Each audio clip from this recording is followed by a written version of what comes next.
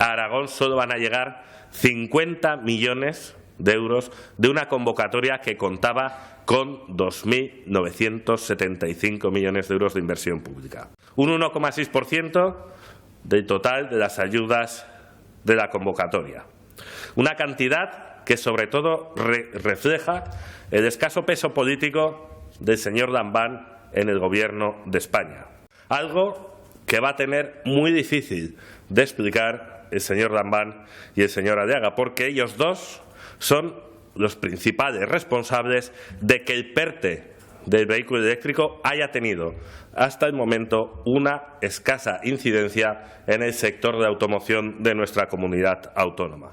Exigimos al señor Dambán que explique las gestiones que ha realizado con el Gobierno de España para atraer a nuestra comunidad autónoma una fábrica de baterías.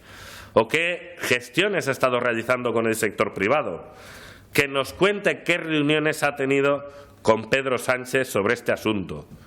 Queremos saber también si las relaciones entre Pedro Sánchez y Javier Dambán al final está perjudicando gravemente a los intereses de Aragón.